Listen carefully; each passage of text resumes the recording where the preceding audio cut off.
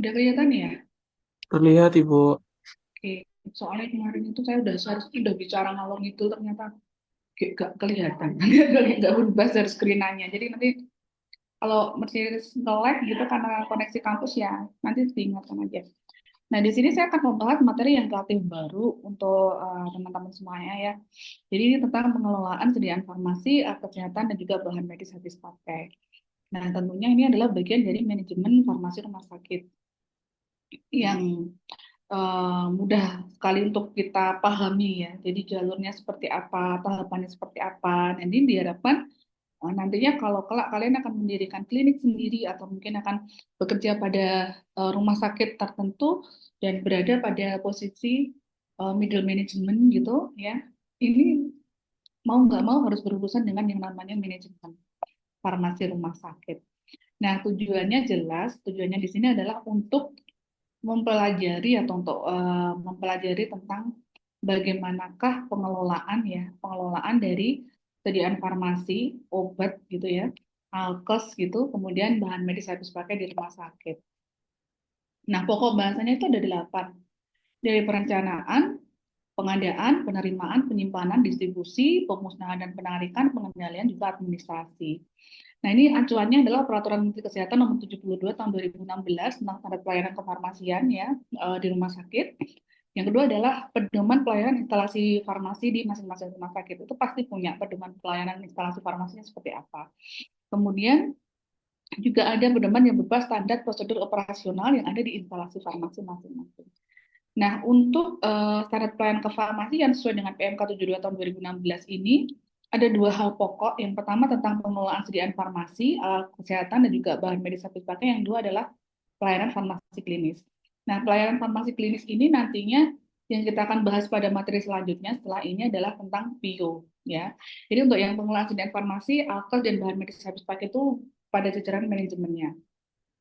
Nah, ini tercantum pada PMK 72 tahun 2016 di pasal 3 tadi yang saya sampaikan tadi.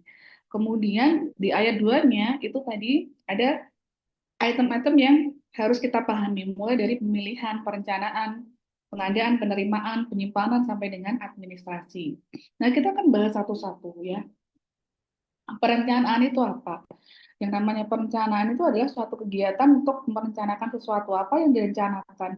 Kita akan menentukan ya secara nyata kita itu di instalasi farmasi ini mau beli apa? Mau beli obat, mau beli alkes, bahan medis habis pakai. Oke, jumlahnya berapa? Nah, apa saja obat yang dibeli, apa saja alkes yang dibeli, bahan medis habis pakainya apa saja yang dibeli. Itu adalah perencanaan. Jadi kita menentukan berapakah jumlah yang mau kita beli, kemudian apa yang kita beli ya, mulai dari obat-obatan, kemudian alkes, bahan medis habis pakai, kan? Terus kemudian berapa jumlahnya? Kemudian harus memenuhi kriteria harus tepat jenis, ya jenisnya apa saja, kemudian jumlahnya juga harus pas, kemudian tepat waktu ya, pas pengadaan, pas kita melakukan jangan sampai kehabisan gitu ya. Kemudian juga harus efisien. Nah, kalau kita bikin perencanaan itu kan harus mempertimbangkan banyak hal. Kalau kita mau belanja-belanja katakanlah, ini kan kita istilahnya perencanaan itu kita membuat yang namanya daftar belanjaan. Nah, daftar belanjaan ini kita bikin, nanti kalau kita bicara tentang farmasi, tentang obat, maka daftar belanjaan ini nanti akan kita tuangkan atau kita tulis di yang namanya surat pesan atau dikenal dengan SP, surat pesan. Jadi di surat pesan itu kita akan menuliskan apa aja yang mau kita beli, jumlahnya berapa, seperti itu. Nah, perencanaan ini orang kalau mau beli-beli itu kan pasti merencanakan ini ada beberapa harus diperhatikan yang jadi pertimbangan. Yang pertama adalah anggaran. Kan ini yang dari pertimbangan utama. Jadi kita punya uang berapa, harus beli apa, gitu. Kemudian yang kedua adalah priority atau prioritas. Jadi kalau misalnya ada kejadian pandemi seperti itu, ya itu yang jadi prioritas utama, pengadaan obat-obat yang berhubungan untuk pengentasan pandemi, gitu ya. Kemudian yang ketiga adalah kita mempertimbangkan sisa persediaan. Ini kalau sudah jalan nih staf transplantasinya, maka kita lihat ini di gudang stoknya masih berapa. Kemudian data pemakaian periode yang lalu. Mana nih obat-obat yang cepat sekali habis, mana yang slow gitu ya. Kemudian yang selanjutnya adalah waktu tunggu pemesanan. Jadi antara kita memesan atau membeli sampai dengan barang itu datang itu berapa lama? Apakah stok yang kita punya atau sisa persediaan yang kita punya itu mampu untuk mengcover waktu tunggu itu sehingga tidak terjadi yang namanya kekosongan obat. Kemudian rencana pengembangan yang terakhir. Nah, rencana pengembangan itu kalau misalnya kita mau memproduksi skala kecil, misalnya krim-krim tertentu, obat-obat biasanya kalau ini sediaan topikal ya, sediaan tertentu gitu untuk topikal gitu ya. Nah, ini juga harus dipertimbangkan. Nah, ini ada contoh untuk perencanaan tahunan. Ini setiap tahun harus menyusun perencanaan apa aja yang mau dibeli. Metodenya adalah metode konsumsi. Nah, kita pakai data periode yang lalu, biasanya 1 tahun, untuk melihat ya bagaimanakah profilnya. Jadi mana obat slow moving, mana yang fast moving, ya. Kemudian kita lihat sisa stok dan juga pastinya kita akan melihat harga karena hubungannya dengan anggaran tadi. Nah, ini contohnya bikin seperti ini perencanaan habisnya berapa miliar seperti itu ya kalau di rumah sakit. Nah, terus kemudian apa yang sudah kita rencanakan tadi kita tuangkan atau kita cantumkan, kita tuliskan ke dalam surat pesan. Nah, surat pesan ini nanti kita sampaikan ke suppliernya atau pedagang besar farmasinya yang menyediakan bahan medis habis pakai, obat-obatan dan juga alkes ya. Nah, kemudian setelah kita merencanakan membuat daftar apa yang kita beli, kita tuliskan di surat pesan, yang kita akhirnya surat pesan ini kita serahkan kan ke supplier atau ke pedagang besar farmasi. Nah, ini kita udah masuk ke tahapan kedua, namanya pengadaan. Pengadaan ini adalah merealisasikan perencanaan kebutuhan yang udah kita bikin tadi. Artinya kita beli. Ya, pengadaan itu adalah membeli. Nah, ini pengadaan yang efektif itu ini harus menjamin ketersediaan jumlah waktu dan juga tepat harga terjangkau sesuai dengan standar mutu. Karena ini sifatnya adalah berkesinambungan terus-menerus ya, mulai dari milih, menentukan jumlahnya, disesuaikan dengan dananya, nanti metode pengadaannya dengan apa, apakah beli langsung, apakah dengan kontrak, tender, dan lain sebagainya. Kemudian pilih pemasok atau supplier, kemudian spesifik kontraknya, apakah setiap 3 bulan, atau setiap 6 bulan, 1 tahun, kemudian kita patok prosesnya terus ini, sampai dengan tahap pembayaran. Jadi, cycle-nya itu berjalan. Nah, untuk pengadaan, nah ini pembelian ya utamanya, kan harus sesuai dengan peraturan perundang-undangan yang berlaku ya. Terus untuk yang produksi sediaan farmasi yang tidak ada di pasaran, kita bikin formula khusus, kemasannya lebih kecil untuk penelitian. Nah, itu harus diperhatikan stabilitasnya. Nah, ini kita akan beli bahan-bahan mentahnya apa aja, yang mau beli bahan-bahan komposisinya apa. Kemudian kalau kita dapat sumbangan, dropping maupun hibah, nah ini dokumen administrasinya harus lengkap dan jelas. Dari siapa, nyumbangin apa, harganya berapa, harus jelas. Nah, untuk pembelian itu ada beberapa hal yang diperhatikan mulai dari sediaan farmasinya, alkes dan juga bahan medis habis pakai, distributornya, metode pengadaannya seperti apa, waktu pengadaannya kapan, dan juga harus dipantau jenis, jumlah, dan juga waktu. Kita lihat satu-satu. Untuk sediaan farmasi dan alkes dan juga bahan medis habis pakai itu dia harus memiliki nomor izin edar. Artinya ini benar-benar sudah terdaftar di Badan POM. Kalau nggak ada nomor izin edar ya berarti itu ilegal untuk didaftarkan di Badan POM, kita tidak boleh membelinya. Kemudian yang kedua untuk bahan berbahaya seperti alkohol konsentrasi tinggi, kemudian hidrogen peroksida ya H2O2. Nah, itu harus disertai dengan MSDS. Apa itu MSDS? MSDS kepanjangan dari Material Safety Data Sheet. Nah, itu berupa dokumen yang berisi tentang spesifikasi dari bahan berbahayanya, kemudian bagaimana cara penimpanannya, kemudian bagaimana penanganannya apabila terjadi bahaya seperti itu. Itu ada di material safety data sheet ya. Kemudian ED expired date itu minimal 2 tahun kecuali kondisi tertentu yang bisa dipertanggungjawabkan. Misalnya vaksin, vaksin kan ED-nya pendek, maka dia harus segera didistribusikan dan harus segera digunakan. Kemudian untuk distributor atau pemasoknya itu juga harus kita lihat persyaratannya ya. Dia harus punya akte pendirian, SIUP, NPWP, kemudian izin PBF, kemudian surat penunjukan, kemudian nama dan surat izin penanggung jawabnya itu siapa, nomor izin prakteknya berapa, kemudian alamat dan dana kantornya harus jelas, tidak boleh fiktif. Dan yang satu lagi yang paling penting adalah dia berani memberikan garansi keaslian produknya. Kemudian metode pengadaan bisa dengan e-purchasing ya, dengan produk e-katalog ya.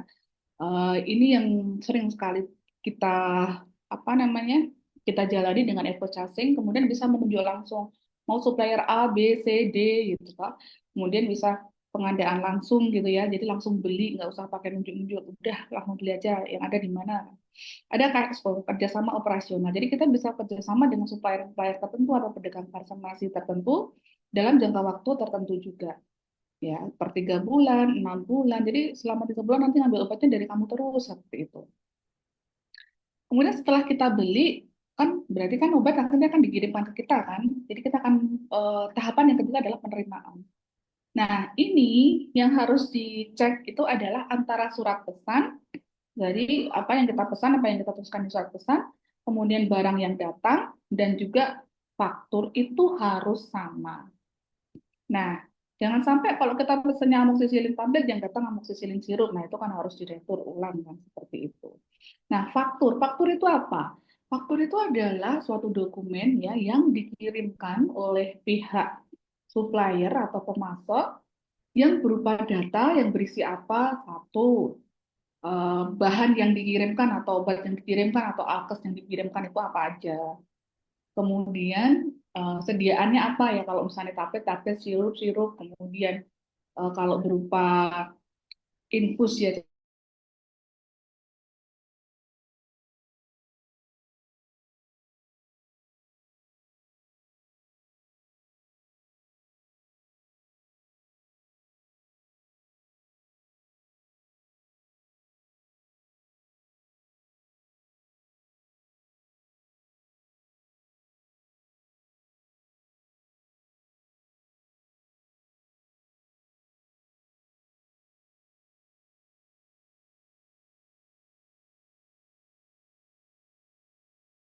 terima itu harus sama dengan apa yang tercantum di surat pesan maupun di faktur. Jadi yang dikirimkan itu harus sama, nggak boleh ada perbedaan.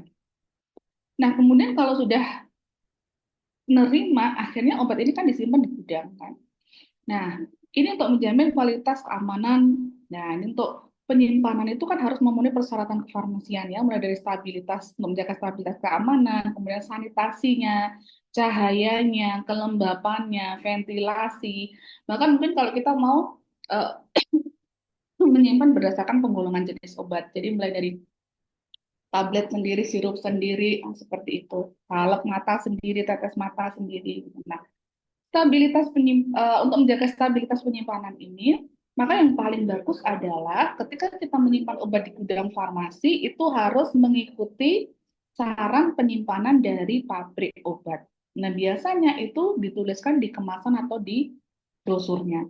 Ini mau disimpan di suhu sejuk, kemudian mungkin di tempat dingin, di suhu minus, atau mungkin di suhu ruangan atau temperatur ruangan. Nah, itu harus sesuai dengan apa yang disarankan oleh pabrikannya. Ini untuk menjaga stabilitas produknya tetap terjaga. Dan ini juga memudahkan monitoring ya, monitoring bagi kita yang ada di instalasi farmasi untuk mengecekkan. Nah, metode penyimpanan itu bisa berdasarkan bentuk sediaan ya. Tadi saya bilang kalau tablet sendiri, sirup sendiri, seperti itu tetes mata sendiri, salep sendiri itu akan mempermudah juga. Kemudian ada prinsip FIFO-FIFO ya, jadi first expired first out dan juga first in first out. Artinya yang expirednya duluan dia harus dikeluarkan duluan, kemudian dia masuk ke duluan ya, masuk ke gudang duluan juga harus dikeluarkan duluan. Nah, biasanya kita prinsipnya di mix ya, antara FIFO itu di mix. Mana yang ini? Biasanya kita apa? Yang expirednya duluan yang kita dahulukan untuk dikeluarkan. Kemudian yang ketiga adalah disertai dengan sistem informasi manajemen, artinya barang masuk berapa jumlahnya, kemudian ada kalau mutasi barang keluar juga jumlahnya berapa, itu harus dicatat di yang namanya kartu stok obat ya. Ada kartu stok obat, nanti di instalasi farmasi pasti ada kartu stok obat. Nah, ini nanti barang masuk berapa, yang keluar berapa itu harus ini dicatat. Kemudian sisanya berapa ya harus sesuai dengan sisa yang ada di sana jumlahnya. Ini ada perhatian yang kita khususkan untuk LASA, psikotropik narkotik ya, penyimpanan juga harus khusus ya, biasanya lemari dengan double pintu gitu, kemudian cuma hanya apotekernya yang bisa akses ke sana karena ini obatnya juga sangat berbahaya dan ketergantungan. Obat-obat high alert, kemudian elektrolit konsentrasi tinggi, bahan mudah terbakar, gas medis, obat emergensi. Nah, ini untuk penyimpanan memang harus benar-benar sangat diperhatikan. Nah, kemudian kalau obat sudah ada di gudang, next selanjutnya kan obat didistribusikan ke pasien, baik pasien rawat jalan maupun pasien rawat inap. Nah, ini dari distribusi dari tempat penyimpanan dari gudang untuk mencapai unit pelayanan pasien, ini harus tetap terjaga kondisinya ya. Stabilitasnya harus tetap terjaga. Kemudian sistem distribusi ya, ini ada beberapa macam untuk bisa untuk pasien rawat jalan dengan resep perorangan.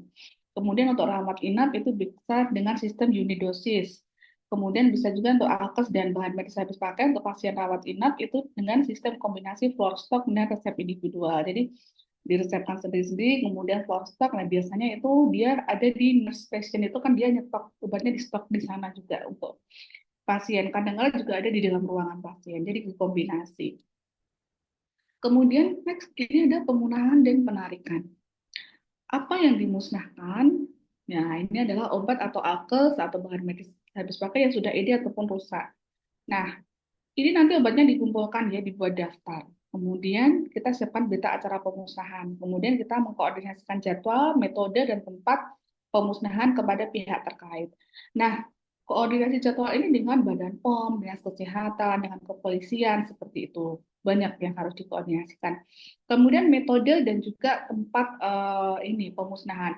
Jadi setiap bentuk sediaan obat itu metode metode pemusnahannya itu beda-beda, nggak bisa disamaratakan. Semua dibakar, semua dipendam, semua di ini enggak. Jadi kalau misalnya tablet itu dia harus dihancurkan dulu tabletnya. Kemudian kalau kapsul itu harus dibuka dulu cangkang kapsulnya. Kemudian harus dicampur dengan tanah, dengan kopi, dengan teh. Nah, seperti itu. Kalau sirup, nah dia harus diencerkan dulu sebelum dibuang ke saluran. Nah, seperti itu. Kemudian kita menyiapkan tempat pemusnahan yang sudah kita rencanakan, kemudian dilakukan pemusnahan sesuai dengan jenis dan bentuk sediaan serta peraturan yang berlaku. Nah, kemudian kita masuk ke penarikan. Nah, untuk penarikan, kalau kita bicara penarikan di sini, ya pastinya penarikan obat ya. Nah, untuk penarikan obat itu ada dua kebijakan di sini. Yang pertama adalah yang memang langsung dari Badan POM menginstruksikan untuk penarikan. Nah, ini biasanya adalah terkait segala sesuatunya itu yang bisa membahayakan pasien atau konsumen ataupun masyarakat. Ini misalnya kemarin yang rame gitu kan ya, sirup yang mengandung cemaran di etilen glikol atau di EG yang menyebabkan gagal ginjal yang ini pada anak ya. Nah, akhirnya diselidiki seluruh sirup batuk pilek yang ada di Indonesia, sirup panas dan lain sebagainya. Diselidiki, muncullah akhirnya Badan POM merilis beberapa nama merek-merek produk. Jadi beberapa industri farmasi, kemudian habis itu dengan nomor batch tertentu, ya nomor produksi tertentu, ini kemudian diminta untuk ditarik karena dari penelitian Badan POM-nya itu mengandung cemaran tinggi. Nah, itu mandatory recall. Jadi kalau mandatory recall ya otomatis Badan POM menginstruksikan untuk ditarik, pengumuman ya otomatis pabrik akan menarik. Terus yang kedua adalah voluntary recall. Ya, ini yang secara sukarela dilakukan oleh pabrik. Nah, biasanya untuk voluntary recall itu in case ya. Jadi belum tentu berbahaya bagi pasiennya. Jadi ada kasus-kasus tertentu ini misalnya saya contohkan yang dulu itu terjadi pernah ada penarikan obat dari suplemen makanan ya untuk tulang dan sendi yang mengandung glukosamin dan kondroitin yang merupakan salah satu produk terlaris dari salah satu pabrik obat BUMN terbesar di Indonesia. Nah, itu sudah beredar luas beberapa waktu di pasaran. Nah, kemudian Badan POM itu kan tugasnya antara lain adalah melakukan yang namanya post marketing surveillance. Artinya, Badan POM itu akan melakukan survei ya, eh, melakukan pemeriksaan-pemeriksaan terhadap bahan obat maupun suplemen makanan yang semuanya beredar di pasaran, yang sudah beredar di pasaran. Nah, kodarullah nih ketika dilakukan sidak nih produk suplemen ini kena tidak gitu. Kemudian diteliti ya sama Badan POM ternyata produk suplemennya ini ada bahan tambahannya di dalam tabletnya ini yang terkait dengan babi. Kalau nggak salah waktu itu adalah karena dua tablet ya, ada gelatin yang ditambahkan dan gelatin itu tersinyalir dibuat dari gelatin babi gitu. Nah, inilah yang jadi masalah karena produk suplemen itu kan beredar di Indonesia yang mayoritas namanya Islam. Ya, nih ya. Sebenarnya kalau bahaya atau tidak karena itu cuma bahan tambahan kan sebenarnya dia tidak berbahaya karena sifatnya adalah inert. Jadi secara farmakologi tidak membahayakan. Tetapi karena bersinggungan dengan yang namanya produk babi, maka itu menjadi sesuatu masalah besar karena beredar di Indonesia yang mayoritas adalah Islam. Sehingga akhirnya pabrik itu membuat kebijakan untuk menarik seluruh produknya. Jadi ke menyurati mulai dari ke mall kemanapun yang dimana dia produknya dijual itu akhirnya ditarik dari pasaran. Ya seperti itu contohnya ya. Oke, next. Nah, ini inti dari manajemen adalah pengendalian terhadap jenis dan jumlah persediaan obatnya, bahan medis habis pakai, alatnya juga. Nah, tujuannya apa? Agar obat yang digunakan itu sesuai dengan formularium rumah sakit. Nah, Kak udah tahu ya formularium rumah sakit itu apa? Jadi itu situ ada suatu pedoman, buku pedoman yang berisi obat-obat apa saja yang digunakan untuk tata laksana terapi untuk penyakit-penyakit tertentu ya di rumah sakit itu. Ya. Nah, pastinya obat-obat yang terdapat di formularium rumah sakit ini dia pastinya ada di instalasi farmasi dan tersedia di sana. Nah, ini tujuannya agar apa? Ya, semua obat yang diresepkan itu harus sesuai dengan formularium. Artinya kalau sesuai dengan formularium kan tidak ada obat yang sampai edit, tidak ada obat yang sampai enggak diresepkan, kan seperti itu. Jadi siklus obatnya berjalan terus, tidak ada obat yang pergerakannya lambat karena tidak sering diresepkan seperti itu ya. Jadi cara pengendalian bisa dengan bermacam-macam. Evaluasi slow moving. Jadi obat-obat yang kok pergerakannya lambat toh ini kok masih banyak sekali masalahnya apa? Ternyata jarang diresepkan ya.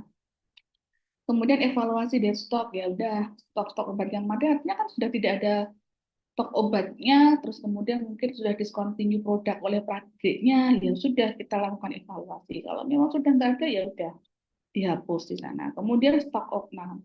Stok opnam itu adalah suatu kegiatan yang dilakukan untuk mengetahui keadaan real stok obat alkes maupun bahan medis habis pakai yang dimiliki oleh instalasi farmasi di rumah sakit itu. Nah, stok opnam itu dilakukan dengan kondisi tidak ada barang atau bahan obat yang masuk ataupun keluar ke dalam gudang farmasi.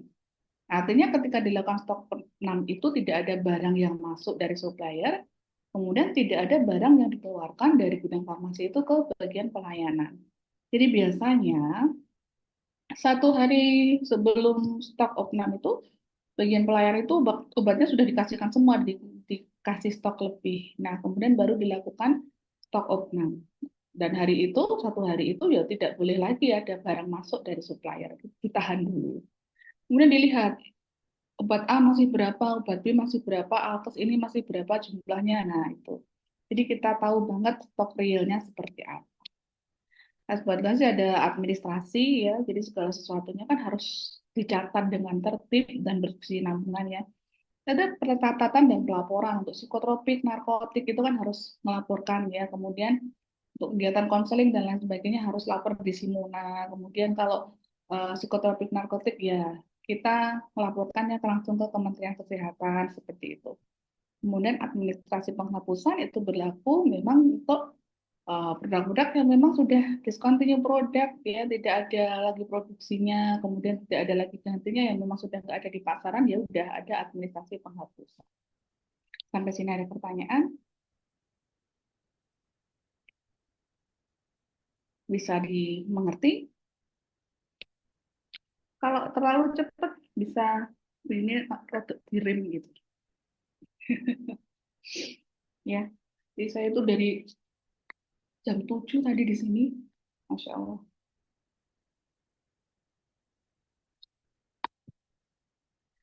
Di sambil minum nggak apa-apa.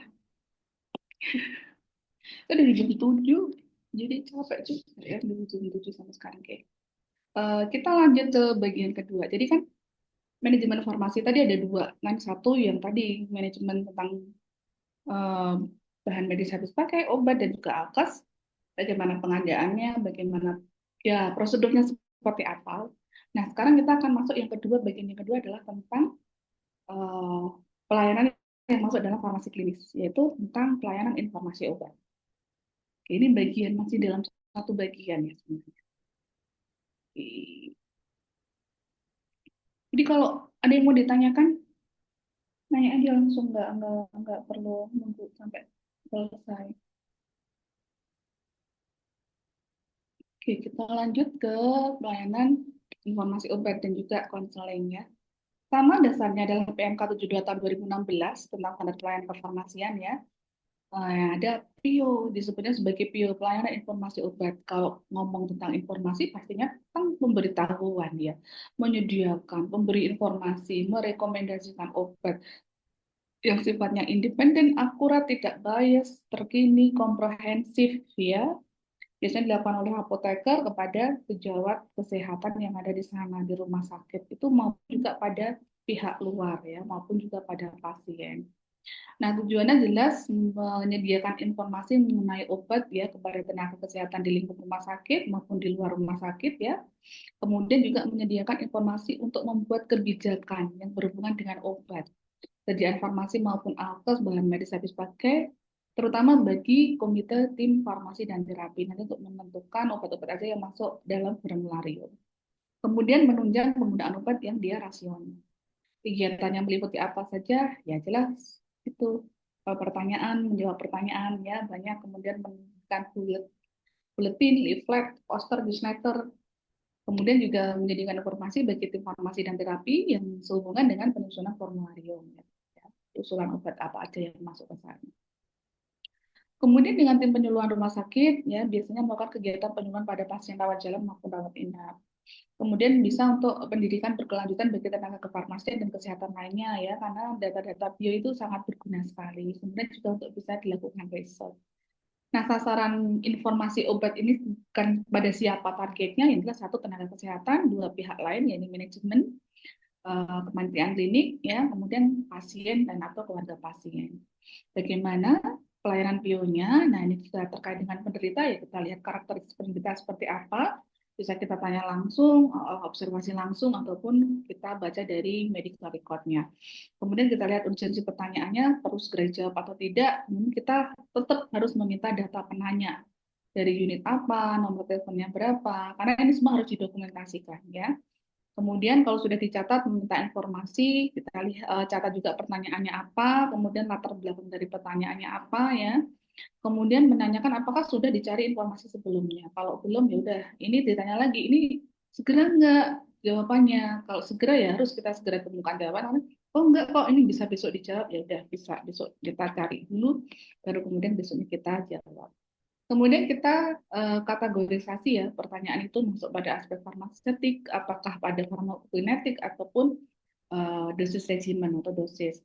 Nah, kemudian kalau sudah kita telusuri sumber informasi, kita formulasi jawaban, kemudian kalau sudah kita monitoring apakah sudah jelas belum jawaban yang kita berikan ya. Karena ini semua harus tercantum di form bio. Ya, ini seperti ini contohnya ya.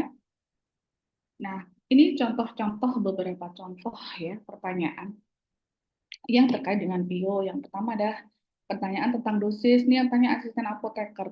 Jadi ada resep masuk berisi Ambroxol drop 1 sebenarnya 2 kali sehari 10 tetes untuk pasien 1 tahun 8 bulan pasien BPJS. Ini sediaan Ambroxol dropnya, Ambroxol sirupnya kosong ya. Kemudian sudah konsul pada DPJP-nya, Ambroxol ini bisa nggak diganti untuk dalam bentuk puyer gitu ya dengan menggunakan Ambroxol tablet. Oke, bisa. Tapi ada not yang dari DPJP bilang racik, oke boleh bikin puyer tapi diracik untuk penggunaan 5 hari, konsumsi 5 hari. Nah, oke, kalau sudah kita selesaikan ini kasusnya kan dari drop ya dari tetes yang berupa cairan kita konversi ke dalam bentuk puyer. Nah, kita cari dulu nih kandungan Ambroxol drop itu apa. Ternyata Ambroxol drop itu satu botolnya itu volumenya 20 mili. Nah, per milinya dia mengandung Ambroxol sebanyak 15 mili. gram. Jadi ada 20 mili dalam satu botol gitu, kemudian per milinya dia mengandung 15 miligram ambroxol. Nah, kita lihat dosis yang diinginkan berapa? Dia 2 kali sehari 10 tetes kan 10 tetes. Nah, 10 tetes itu konversinya kalau di Farmakope Indonesia 3 itu setara dengan setengah mili. Artinya, kalau 1 mili tadi dia mengandung 15 miligram ambroxol, kalau setengah mili berarti dia mengandung 7,5 miligram ambroxol. Jadi ini sekali minum dia dapat 7,5 miligram ambroxol. Ya, karena 10 tetes setara dengan setengah mili. Setara dengan 7,5 miligram ambroxol. Kemudian jika diganti dengan ambroxol tablet dibuat buyar, nah ambroxol tablet ini satu tabletnya itu kan 30 miligram. Ya, dan kita akan harus ngitung berapa tablet yang dibutuhkan untuk membuat buyar nih selama 5 hari. Jadi kita hitung rumusnya adalah pemakaiannya kan 2 kali sehari, berarti 2 kali 10 tetes kan, setara dengan 7,5 miligram. Berarti 2 kali 7,5 dikalikan 5, karena untuk 5 hari kan. Kemudian dibagi 30, karena satu tablet amproxolnya adalah 30 miligram. Maka ketemunya adalah 75 miligram per 30 miligram, artinya adalah 2,5 tablet. Nah, 2,5 tablet ambroxol ini nanti dibagi, dibuat puyer, dihaluskan menjadi 10 puyer dengan aturan pakainya adalah minum 2 kali sehari 1 bungkus puyer. Oke, lanjut. Ini tentang cara pemakaian obat ya. Yang mana itu ada pasien, ada perawat bangsal. Ini pasiennya dapat resep Symbicort tubuh haler 2 kali sehari 2 puff. Umur pasiennya 54 tahun. Nah, problemnya adalah pasien tidak bisa menggunakan obat. Nah, ini masalahnya di situ. So, pemecahannya seperti apa? Nah, kita perlihatkan nih dengan teknik show and tell. Jadi kita bisa kasih tahu leafletnya, kemudian kita kasih tunjuk alatnya gitu ya. Oh, ini yang namanya turbo healer gitu ya. Oh, ada bagian cover, ada bagian penutup, kemudian ada bagian yang disebut mouthpiece yang dimasukkan ke dalam mulut gitu ya. Nah, kemudian kalau cara pakainya gimana? Dibuka dulu ya, sampai terdengar bunyi klik gitu. Kemudian covernya dibuka, ya tutupnya dibuka. Habis itu kalau mau pakai, pasiennya harus mengeluarkan nafas terlebih dahulu.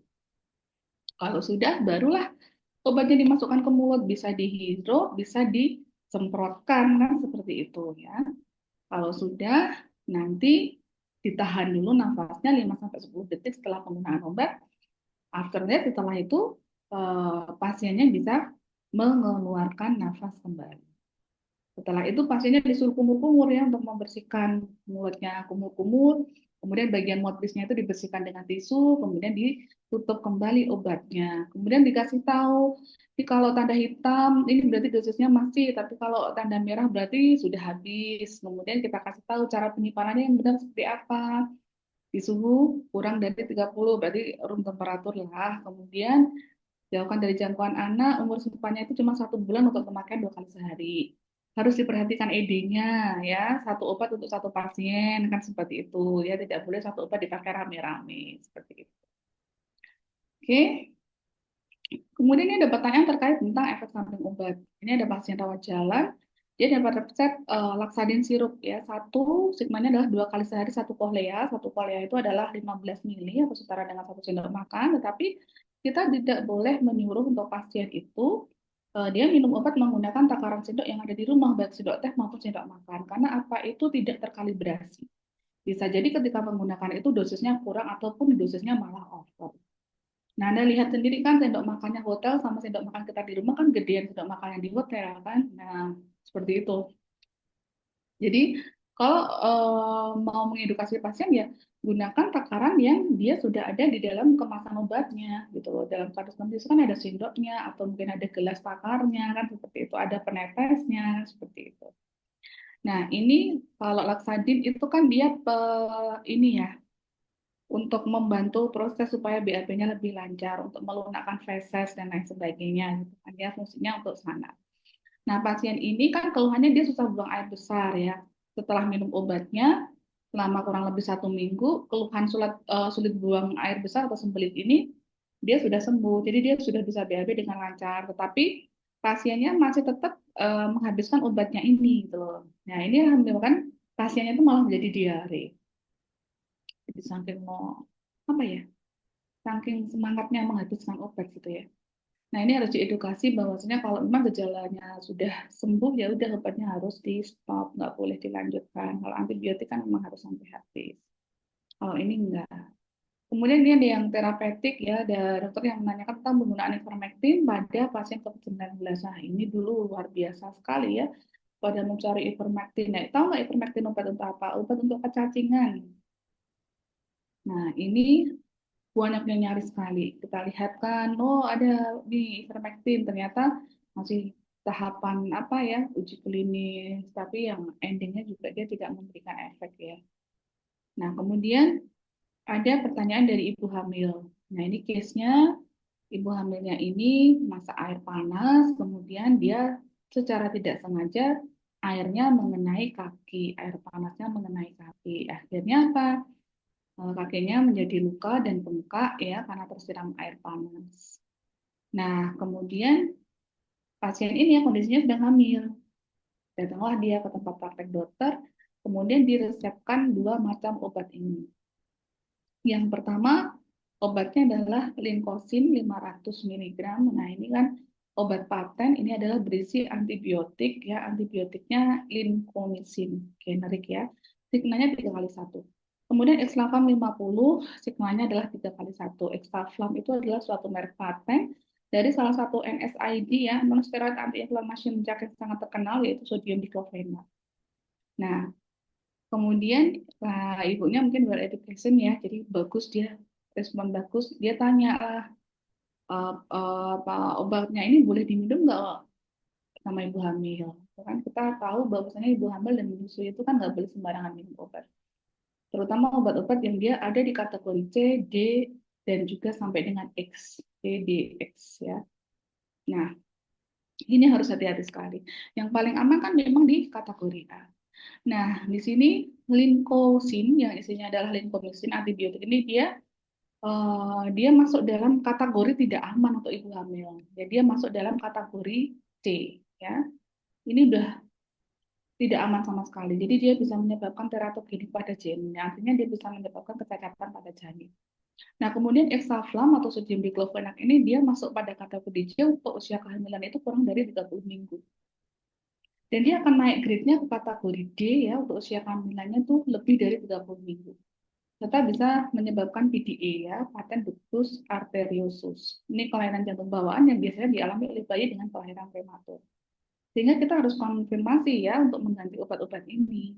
Jadi obat yang aman misalnya antibiotiknya diganti dengan amoxicillin 3 kali sehari, kemudian Dextromethornnya kita ganti dengan paracetamol 3 sampai 4 kali sehari, kemudian kita bisa tambahkan bioplasinton salep atau kita bisa tambahkan neosenta untuk salepnya. Kemudian kita bisa menambahkan juga kompres ya dengan menggunakan Devanol, kemudian kita bisa membersihkan luka dengan menggunakan NaCl irigasi kan seperti itu ya. Silahkan aja karena resep itu adalah lega artis yang aman bagi ibu hamil itu yang dipilih. Oke, ini salah satu newsletter ya ataupun leaflet yang bisa diterbitkan di rumah sakit ya untuk edukasi pada pasien ya utamanya. Ini ada beberapa tentang interaksi obat dan makanan ya. Jadi kalau kita terbiasa ya minum obat dengan air putih itu kan bagus ya. Tapi kalau minum obat dengan teh itu juga harus dipikirkan karena teh mengandung tanin, fenolik dan lain sebagainya ya yang mungkin berinteraksi dengan obat yang kita minum. Nah, apalagi kalau yang susah minum obat, kan ada kebiasaan di masyarakat kita itu minum obat dengan menggunakan pisang, dimasukkan ke dalam pisang. Nah, ini larangan keras ya, tidak boleh apabila minum obat, terutama obat-obat ACE inhibitor ya, untuk penurun tekanan darah tinggi ya, captopril, lisinopril, dan kawan-kawannya itu dengan menggunakan pisang. Karena ini nanti pisang mengandung kalium, kemudian dia akan meningkatkan pacu jantung. Jadi pasiennya akan deg-degan gitu. Ya, kemudian susu ya. Jadi kalau minum obat yang bagus tadi pakai air putih kan. Nah ini ada minum obat yang pakai susu. Susu itu mengandung kalsium. Nah dia akan berinteraksi dengan antibiotik, golongan tetrasiklin, kemudian ada ciprofloxacin, yang gitu ya. Membentuk kompleks yang tidak larut. Nah kalau membentuk kompleks yang tidak larut, artinya apa? Antibiotiknya itu tidak bisa diabsorpsi. Sehingga apa? Efeknya juga tidak bisa di lihat di pasien ya. Kemudian ada dengan sayuran hijau, ada sawi, ada brokoli dan kawan-kawannya itu. Nah, itu juga dia tidak bisa dikonsumsi bareng-bareng dengan ketika mengkonsumsi obat-obat anti pembekuan darah seperti warfarin ya. Kemudian jus jeruk. Nah, ini jus jeruk itu minuman olahan jeruk itu berpengaruh kepada apa? Ini ada metabolisme yang berpengaruh di sana. Bisa mempercepat metabolisme, bisa melambat metabolisme. Artinya juga berpengaruh terhadap efek dari obatnya, ya, seperti itu. Kemudian makanan serat tinggi, nah ini dia berinteraksi dengan dioksin, kemudian juga dengan obat anti tiroid, ya, akan memperlambat efek dari obatnya atau mengurangi efek dari obatnya, seperti itu. Di formularium, contohnya, kemudian PIO itu harus didokumentasi ya, untuk sumber informasi apabila ada pertanyaan yang sama, juga untuk bisa media pelatihan, basis data penelitian, untuk dianalisis, kemudian untuk perencanaan pelayanan maupun untuk bahan audit. Kemudian ada tahapan evaluasi maupun keberhasilan PIO untuk memberikan masukan kepada pimpinan untuk membuat kebijakan juga. Nah, kita masuk ke tahap konseling, nggak jauh beda sama PIO, karena ini adalah sifatnya adalah sebagai konselor ya, jadi menasehati bagaimana penggunaan obat yang benar gitu kan ya, untuk pasien rawat inap maupun rawat jalan ya. Jadi pemberian konseling ini ya memang harusnya sangat efektif ya untuk keamanan pasien atau pasien safety tujuannya adalah ya. Jadi untuk meningkatkan cost effectiveness, menghindari efek obat yang tidak diinginkan, yang ujungnya adalah keselamatan pasien. Nah, kegiatan dalam konseling ya ini pasti ya kita kenalan dulu, kemudian bertanyalah ya di sana, membuka pertanyaan, udah pernah pakai obat ini belum? Udah tahu obat ini belum? Kan seperti itu. Kita gali informasi di sana ya. Kemudian kita jelaskan kepada pasien tentang masalah penggunaan obat tersebut. Kemudian kita verifikasi apakah pasiennya ada paham atau belum. Kemudian yang jelas didokumentasikan. Nah, kriteria pasien yang dapat konseling itu yang seperti apa? Pasien kondisi khusus, pediatri, geriatri, dan lain sebagainya, bumil, busui kan ya. Pasien dengan terapi jangka panjang untuk penyakit tertentu, DDM, epilepsi, kemudian pasien menggunakan obat dengan instruksi khusus ya, penggunaan kortikosteroid dengan tapering down atau off, kemudian pasien yang menggunakan obat dengan indeks tirasi sempit seperti digoxin maupun phenytoin, kemudian pasien dengan penggunaan obat banyak atau kita kenal dengan polifarmasi, jadi sekali minum bisa 15 tablet dan lain sebagainya, kemudian pasien yang punya riwayat kepatuhannya rendah. Nah, ini untuk informasi latar belakang pasien, bisa kita baca dari medical record-nya, ataupun kita bisa gali dengan konsultasi, dengan ini tanya jawab pada pasiennya ya.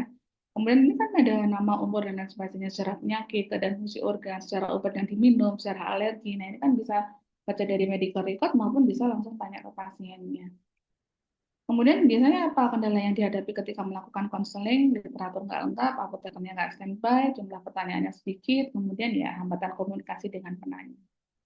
Nah, tingkat kepatuhan pasien itu sangat dipengaruhi oleh beberapa faktor. Nah, ini sudah banyak diteliti. Yang pertama adalah tingkat pendidikan. Ya, jadi kalau pendidikannya rendah ya kepatuhannya rendah. Itu relate banget. Kemudian ekonomi. Nah, ini kan biasanya saling berhubungan antara ekonomi dengan pendidikan. Ya, ekonomi rendah ya tingkat kepatuhan rendah.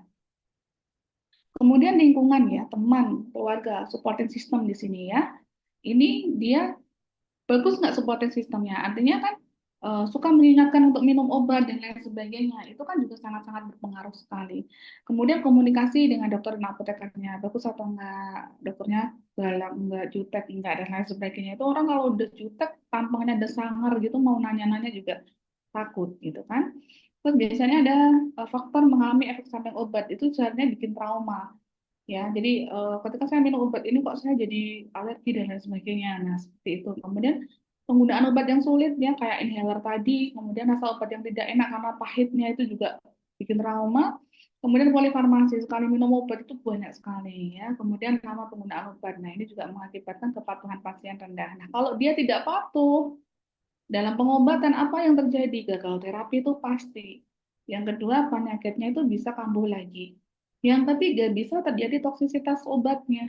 Yang keempat, pastinya bolak-balik ke rumah sakit itu butuh biaya pengobatan yang besar. Pelajari teknik komunikasi. Dengan siapa? Dengan anak, orang lanjut usia, dengan pasien cacat, pasien stres ingin bunuh diri, pasien HIV/AIDS, pasien yang sama sekali buta tentang kesehatan maupun pasien gangguan mental, ini kita butuh teknik komunikasi yang berbeda-beda. Nggak bisa disamaratakan ngomong dengan anak dengan orang tua kayak gini ya, ciluba, ini yang nggak ngetren kayak ya, gitu. Nggak bisa kayak gitu tuh diterapkan kepada orang tua. Pasien ini malah bingung, gitu dokternya kenapa, gitu kan ya. Nah, itu harus dipelajari gitu. Jadi teknik berkomunikasi banyak baca buku psikologi tentunya kan ya. Bagaimana berkomunikasi yang baik dan benar gitu. Oke. Kemudian tahapan konseling obat mulai dari pengenalan, penilaian, kemudian pelaksanaan konseling, kemudian memverifikasi apakah memang sudah jelas atau belum apa yang dari konseling kita, kemudian kita simpulkan dan penutup biasanya kita menawarkan bantuan kalau ada masalah, nah nanti bisa tanya-tanya lagi. Nah, ini udah saya ini kan ya pengenalan, penilaian ya ini bisa lihat show and tell, teknik prime question. Jadi kita bisa lihat kan udah pernah pakai obat ini belum, gitu kan ya show and tell kan seperti itu. Ini kemudian, nah ini ada prime questionnya. Apakah dokter sudah mengatakan penggunaan obat ini? Sebenarnya sama saja sih untuk menggali pengetahuan dari pasien. Nanti pertanyaannya bisa close end question maupun open ended question ya. Bisa pertanyaan terbuka maupun tertutup kan tergantung dari bagaimana kita komunikasi dengan pasiennya. Kita laksanakan ini untuk merangsang mengubah dan juga dari sikap dia supaya dia bisa pasiennya itu mengikuti regimen dosis penggunaan obatnya. Kemudian kita verifikasi apakah sudah jelas dan mengerti belum tentang apa yang permasalahan yang terkait dengan obat yang dikonsumsi. Kemudian kalau kesimpulan biasanya kita tawarkan bantuan kalau ada masalah, ya udah kita bisa buka konsultasi. Nah, biasanya masalahnya apa sih yang dibicarakan ketika kita melakukan konseling? Yang pertama adalah tentang nama obat, baik generik maupun dakang. Kemudian tujuan pengobatannya, indikasinya apa nih obat untuk apa, gitu ya. Cara, jadwal, dan lama penggunaan, nah ini juga penting. Efek samping obat, Mesla apakah semuanya harus diberitahukan? Ya kalau memang itu sifatnya urgensi banget ya harus dikasih tahu. Misalnya, pasiennya mengkonsumsi antibiotik rifa. Nah, jangan kaget nanti kalau pipisnya warnanya merah, karena itu adalah hasil dari ya obatnya itu, kan seperti itu. Kemudian yang paling penting lagi adalah cara penyimpanan, karena cara penyimpanan ini berhubungan dengan stabilitas obat. Nah, kalau sampai salah cara penyimpanannya, otomatis stabilitas obatnya itu terganggu. Kalau stabilitas obatnya nggak bagus, kualitas obatnya turun, akhirnya obatnya tidak sesuai untuk ininya, tidak bekerja sesuai dengan targetnya. Efeknya, akibatnya adalah ya tidak berefek dengan maksimal, kan seperti itu. Kalau obatnya rusak, apalagi ya udah nggak bisa memberikan efek apa-apa.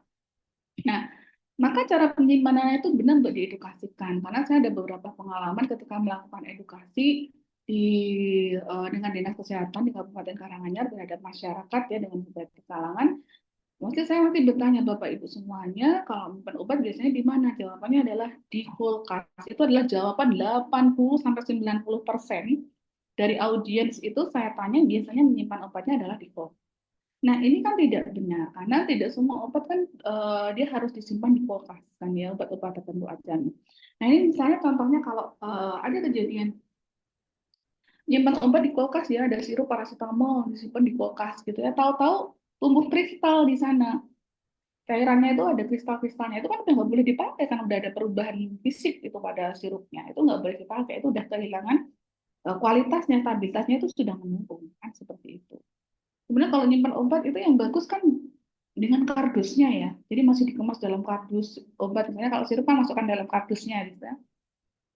Jangan dibuang kardusnya karena kardus itu adalah eh, pelindung tersier ya, pengemas tersier, pengemas utamanya, pengemas primer adalah botolnya, kemudian ada mungkin tambahan pengemas sekunder mungkin ya dikasih bubble wrap atau apa, kemudian ditambah lagi dengan kardus obatnya itu sebagai pengemas tersier. Nah, itu kan sebenarnya untuk menjamin stabilitas penyimpanan kan misalnya dia tidak segera kena cahaya matahari kan terlindungi gitu ya. Mungkin aktifnya dia bisa terdeteriorasi ataupun terurai dengan adanya sinar matahari. Jadi kalau imun obat itu ya bagusnya sak kardus itu. Jangan dibuang kardusnya ya. Oke, itu edukasi juga. Kemudian penggunaan obat lain, misalnya kalau dia dapat resepnya banyak ya, kita lihat penggunaan obat-obat lainnya. Nah, ini form konselingnya. Oke, thank you. Ada pertanyaan? Ya, kayak support, gitu. Ya enggak? Dengerinnya sampai, ya Allah, gitu. Iya, yang namanya sharing ilmu itu kan kan nggak mesti kita harus ini ya. Yang penting dimengerti aja gitu loh, ya. Dimengerti, dipahami gitu kan, nggak harus wah yang harus apa gitu. Dinikmati aja. Nggak percaya kan seperti itu. Kemudian udah jatuh tinggal 1 jam lagi loh. Oke, kita lanjut ke BSO, oke? Nah, kalau BSO ini mah cuman semacam review aja kan di blok rasional terapi juga sudah pernah kita melakukan praktikum, bahkan mungkin kita sudah mengenal beberapa jenis BSO ya tentunya. Nah, di sini sifatnya hanya mereview aja, mengingat kembali. Apalagi ini udah masuk instalasi farmasi, pastinya sudah akrab dengan bentuk sediaan obat ya. Ada yang untuk oral, ada tablet, kapsul, cairan, kemudian topikal, ada krim, salep, gel, lotion, liniment, parenteral, seluruh injeksi ya. Supositoria yang diberikan secara rektal, kalau yang vaginal namanya adalah ovula. Transdermal berupa patch yang ditempelkan di kulit ya, kemudian instilasi atau kita kenal dengan berbagai macam obat tetes, baik tetes mata, telinga maupun tetes hidung. Nah, secara umum BSO ini ada dibagi menjadi 3. Untuk sediaan padat, setengah padat, dan juga cair. Ini secara umum pembagiannya seperti itu. Kalau padat ada tablet, kapsul, pulvis, pulveras, ini udah kenal semua ini ya. Kalau tablet ya dicetak lah pastinya. Ada zat aktif, juga ada bahan tambahannya gitu kan ya. Nah, ada bahan tambahan atau kita sebut dengan apa namanya? Apa ya? Kalau bahan aktif disebutnya sebagai active pharmaceutical ingredient atau API, active pharmaceutical ingredient. Jadi kandungan bahan aktifnya. Kemudian ada bahan tambahannya. Nah, bahan tambahan ini dia harus bersifat inert. Artinya apa?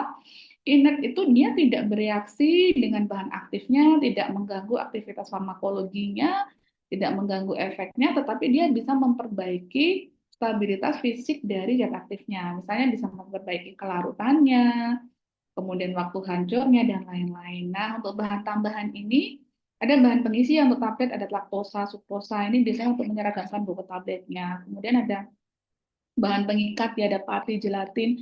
Nah, ini supaya serbuknya itu bisa kayak kelem gitu ya, jadi lekat satu dengan lain ketika dicetak, dikempa itu dia tidak pecah. Kemudian ada bahan pelicin ya, kalku, magnesium. Nah, ini biasanya ini kalau di tenggorokan itu dia akan membantu untuk meluncur ke saluran cerna gitu kan ya. Tapi kalau di pabrik dia jadi hopper, corong itu muncul meluncur ke pencetakan gitu ya.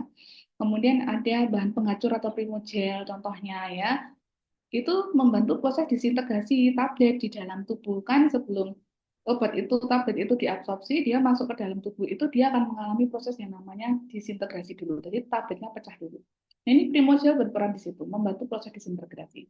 Kalau udah disintegrasi pecah kan dia jadi partikel kecil-kecil kan, dia kemudian dalam kondisi terlarut ya, itu disebut sebagai disolusi. Jadi habis disintegrasi, terdisolusi, disolusi dia bisa diabsorpsi. Seperti itu langsung ke proses selanjutnya, distribusi, metabolisme, ekspresi. Ada tablet kunyah, chewable tablet, masih harus dikunyah ya, namanya kunyah, dikunyah nggak boleh ditelan langsung ataupun apa dimut kayak permen enggak. Ini namanya chewable itu ya dikunyah gitu ya. Jadi biasanya untuk formulasi tablet vitamin anak, kemudian bisa untuk antasida ya, kemudian juga untuk antibiotik tertentu. Kemudian ada tablet sublingual, ini taruhnya di bawah lidah. Ya. Jadi kalau yang tadi yang chewable atau dikunyah, itu kan dia membantu sebenarnya prosesnya gini. Dikunyah di mulut untuk antasida, itu kemudian kita minum air putih, obatnya itu kan nanti bisa dalam kondisi terlarut. Masuk ke dalam lambung, itu ketemu cairan lambung, HCl, itu dia sudah langsung dalam bentuk larutan dan dia bisa menetralkan asam lambung. Itu ada pertanyaan, begini lah kalau lupa itu tabletnya langsung ditelan aja, apa yang terjadi ya, ini untuk nanti ya berimbas pada apa, nah, efek lah tentunya ya, karena memang kan namanya chewable tablet kan nggak mungkin di apa namanya langsung ditelan gitu, nggak seperti itu penggunaannya. Adanya chewable itu kan untuk membantu proses yang namanya disintegrasi tabletnya, mudah terdisolusi, ketemu di lambung dengan cairan lambung sih langsung berinteraksi memberikan efek. Nah, langsung ditelan ya itu ada proses yang terlewat kan di sana, akhirnya berimbas pada apa, efek kan tentunya seperti itu. Jadi obat itu kan digunakan dengan cara tertentu sehingga harus dipatuhi bagaimana cara penggunaannya supaya memberikan efek yang maksimal. Sublingual taruh di bawah lidah ya. Ini contohnya tuh vasodilator ya, ISDN, isobutyramide. Kemudian kalau bukal itu diselipkan antara gusi dan pipi ya. Ini untuk obat contohnya ada nitrogliserin, hormon steroid ya. Kenapa pemberian sublingual dan juga bukal ini sangat berguna untuk penyerapan obat yang dirusak oleh cairan lambung. Ya. Jadi obat-obat yang nggak tahan dengan cairan lambung itu didesain dalam bentuk bukal dan sublingual ini. Jadi nggak sampai ke lambung, ya udah bisa diabsorpsi di area mulut aja. Oke. Kemudian ada tablet hisap atau lozenges ya. Ini harus memang kayak permen, dimut terus kayak permen ya. Ini ada contohnya di sini. Biasanya adalah untuk pengobatan iritasi lokal atau infeksi mulut dengan dan juga tenggorokan ada F-citrosis ya, radiomycin, penicillin, kemudian ada Degiro juga. Kemudian ada tablet effervescent ya, tabletnya gede. Kemudian cara aplikasinya adalah dimasukkan ke dalam segelas air. Nah, ketika masukkan dalam gelas air itu nanti akan muncul buih-buih kan seperti ini, nah. Nah, buih-buih ini pelepasan gas CO2 ya. Karena apa? Dalam komposisinya itu biasanya ada kita menambahkan asam sitrat ya, dan juga bikarbonat. Sehingga kalau ketemu dengan permukaan air dia akan timbul gas CO2 dan ini membawa sensasi kesegaran. Nah, contohnya ada CDR reduction. Kenapa dibuat tablet effervescent? Ini biasanya zat aktifnya atau kandungan aktifnya itu bisa satu, bisa banyak sekali. Anda lihat di CDA, biasanya di situ lebih dari 10 zat aktif. Kalau dibuat tablet konvensional ya gede banget, gak tertelan gitu ya. Tapi ya memang susahnya effervescent itu kan butuh lingkungan khusus untuk mencetak tablet gitu loh. Jadi untuk air relativity humidity-nya atau kelembapan ruangan itu benar-benar terjaga. Kalau sampai nggak terjaga ya tablet effervescent-nya nggak jadi, benyek nanti kan ya, kena uap air di udara mengikat O2, H2O di udara, udah tabletnya nggak bisa bagus. Kemudian ada ovula atau tablet vaginal ya, dia dimasukkan ke dalam vagina dengan aplikator khusus ya, dengan alat khusus ya. Biasanya untuk mengobati memberikan efek lokal ya, mengobati jamur gitu. Ada nasogin kompleks, kemudian ada flavistatin. Nah, ini ada salah satu tablet lepas lambat. Tadi ada chewable, sekarang ada lepas lambat. Ini adalah salah satu tablet yang dibuat sedemikian rupa ya. Untuk secara ya aktifnya itu dia bisa rilis secara perlahan-lahan ya, sesuai dengan waktu rilisnya. Ya, tersedia selama jangka waktu tertentu setelah obat itu diberikan. Nah, ini dikenal dengan istilah ya control release, delay release, sustain action, time release, slow release. Ini istilah yang sama untuk tablet lepas lambung. Contoh produknya ada Afloretat, kemudian ada Provenit CR, CR kepanjangan dari control release, Isoptin FR ya, sustain release kan seperti itu. Kemudian ada layering, multi layering tablet. Dan biasanya kalau Anda melihat kayak kue lapis gitu, dari tablet, biasanya tablet untuk pengobatan influenza atau pilek gitu kan. Biasanya layering. Layering ini bisa dua fungsi. Yang pertama adalah untuk estetika, yang satu memang untuk obat itu tidak bisa dicampur satu dengan yang lain, sehingga harus dibuat layering, lapis. Lapis pertama, kedua, ketiga, keempat. Kemudian dia biasanya masuk ke mulut, nanti dia akan rilis bareng-bareng atau rilis secara bertahap. Kapsul ya, udah paham kapsul, ada kapsul keras, ada kapsul lunak ya. Kalau kapsul keras biasanya isinya serbuk ya, dibuat dari gelatin. Kalau kapsul lunak atau sop kapsul biasanya isinya berupa cairannya, dibuat dari cangkangnya, biasanya jernih kayak gini, dibuat dari campuran gelatin, gliserol maupun sorbitol dan juga methylcellulose. Kemudian ada pulvis ya, serbuk tunggal. Ini bisa campuran berbagai macam obat, bisa satu macam obat saja ya. Nah, ini contohnya di sini ada enbatik, ada nivasetin ya, kemudian ada kaladin, nah, seperti itu. Biasanya penggunaan untuk obat luar, ya, sebagai antiseptik maupun antifungal. Kemudian bisa obat dalam, ini biasanya untuk apa? Antasida. Contohnya apa? Waisan. Kemudian ada Bulbus dentifrius, ini biasanya dipakai untuk rekan Anda di kedokteran gigi, ya, biasanya mengandung kalsium karbonat, magnesium, pewarna karmin, ya, karmin juga pewarna kan juga untuk membersihkan karang gigi atau plak, ya, dengan sebut gigi. Nih. Kemudian puyer atau dikenal dengan pulver campuran, jadi satu ada berbagai macam jenis obat dengan tujuan terapi tertentu, dosis tertentu, diharapkan bisa stabil, ya. Kemudian yang harus diperhatikan di sini adalah tak tercampurkannya obat-obatan baik secara fisika, kimia maupun farmakologi atau dikenal dengan inkompatibilitas obat. Nah, ciri khasnya seperti apa? Nah, puyer itu kalau dia sudah katakanlah berubah bentuk fisiknya dari yang semula free flowing, jadi mudah mengalir gitu ya, serbuknya uh, enak banget lah, asik untuk ininya bisa mengalir dengan bagus, tiba-tiba serbuknya itu menjadi benyek atau lembek. Itu indikasi sudah terjadi perubahan fisik atau inkompatibilitas fisik. Karena apa? Kemungkinan serbuknya bisa menyerap air dari udara sehingga dingin. Kemudian perlahan serbuknya berubah, yang warnanya putih berubah menjadi kuning kecoklatan, disertai dengan munculnya bau yang tidak enak. Nah, itu berarti sudah terjadi inkompatibilitas secara kimiawi. Nah, kalau sudah terjadi inkompatibilitas fisika, kimia, maka akan terjadi inkom secara farmakologis, kan? Obatnya menjadi tidak berefek. Karena apa? Obatnya rusak, kualitasnya menurun, stabilitasnya menurun, kan? Seperti itu. Oke, lanjut. Kekurangan sediaan puyer, rasa pahit tidak bisa tertutupi dengan baik, iya jelas. Kita nggak bisa mungkin menambahkan pemanis dalam jumlah banyak juga. Kalau pemanisnya banyak, malah pahit yang dirasanya. Kemudian kesulitan dalam menahan terurainya bahan yang higroskopis. Ya, kalau kita nyimpannya tadi semua masukkan kulkas, ya udah ya menyerap air di udara ya, mudah menguap dan juga mencair.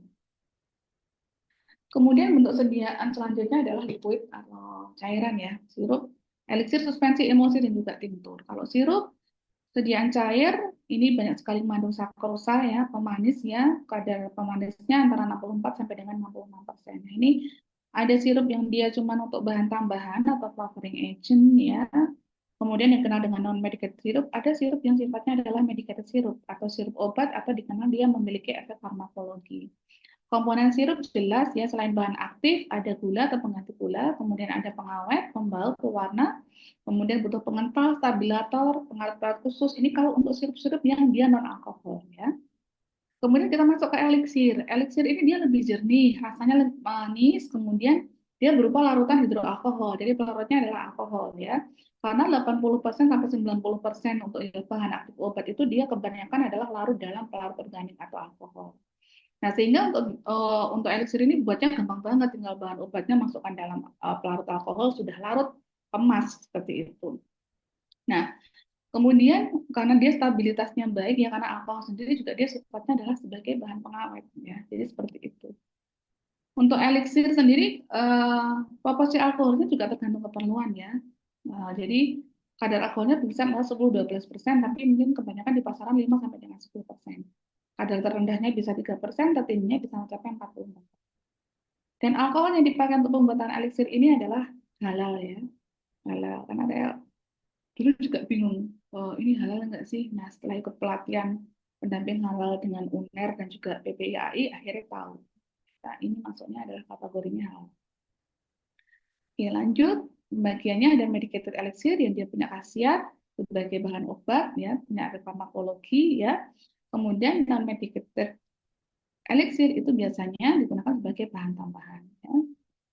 Kemudian jika dibandingkan dengan sirup, sirup versus elixir ya, elixir itu biasanya kurang manis, dia kurang kental, ya kan lebih encer ya.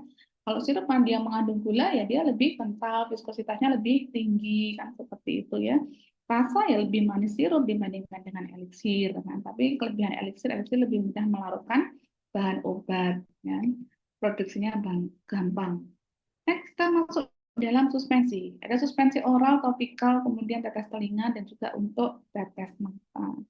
Nah, suspensi itu kalau kalian ingat lagi adalah sediaan yang dia bahan aktifnya berupa serbuk, yang serbuk itu tidak bisa larut bagus di cairan penggawanya. Ya. Sehingga harus ditambah dengan suatu bahan tambahan yang kita kenal dengan suspending agent. Suspending agent itu untuk meningkatkan kelarutan dari bahan obat ini di dalam cairan penggawanya. Oke, ada untuk injeksi juga ya. Kemudian keuntungan suspensi ya, dia memang kalau dibentuk larutan dia tidak stabil. Jadi kalau dibuat larutan nggak stabil, tapi kalau dibuat suspensi dengan tambahkan suspending agent, nah dia itu akan lebih stabil kan seperti itu. Itu yang paling paling apa ya, keunggulan yang paling utama kan, seperti itu. Kemudian rasa dan lain sebagainya itu ya tergantung dari kelarutan bahan obatnya ya. Kita bisa menambahkan mungkin rasa itu bisa ditambahkan flavoring agent ya. Florikin saporis, odoris, coloris itu bisa ditambahkan di sana. Mulai dari pewarna, kemudian pembau sampai perasa itu bisa ditambah. Nah, suspensi itu biasanya cenderung keruh ya larutannya. Ini contohnya produknya. Kemudian emosi. Nah, emosi ini kan ada minyak dan air yang dia disatukan dalam satu sistem. Minyak dan air itu kan tidak bisa campur bersama. Jadi ada sebagian bahan obat yang dia larut dalam air, ada sebagian bahan obat yang dia larut dalam minyak. Kita disatukan dalam satu sistem yang disebut dengan emosi dengan bantuan yang namanya emulgator. Ya. Jadi emulgator itu suatu senyawa di mana dalam senyawa itu kita memiliki dua bagian. Ada bagian yang sifatnya lipofil, ada yang bagian sifatnya hidrofil. Ada yang bagian suka air akan berikatan dengan air, bagian yang suka minyak akan berikatan dengan minyak atau lemaknya. Sehingga seolah-olah air dan minyak itu bisa menyatu dalam satu line gitu loh, kayak jembatan gitu kan ya emulgator ini. Nah, komponen dasarnya ini ada emulgator jelas untuk menstabilkan emosi. Kemudian ada fase dispers, fase internal atau fase dalam, bisa minyak atau airnya yang ada di dalam atau di luar. Kemudian juga ada fase kontinu atau fase luar. Nah, untuk komponennya nanti bisa ditambahkan pengawet, juga antioksidan, dan juga pewarna. Nah, ini untuk emulgator itu ada yang dari tumbuh-tumbuhan ya, ada Cumia arabicum, Tragacan, Chondrus, kemudian untuk dari hewani ada gelatin, kasein, kuning telur, aktif flanek. Kemudian yang dari mineral ini ada magnesium, aluminium, silikat. Ada juga emulgator buatan, contohnya adalah sabun. Kemudian ada twin dengan berbagai ukuran molekul dan juga span. Nah, tipe emosi basically ada dua, oil in water dan water in oil. Minyak dalam air dan air dalam minyak. Kalau minyak dalam air itu artinya minyaknya itu masuk ke dalam fase air. Minyaknya sebagai fase internal, kemudian airnya adalah sebagai eksternal.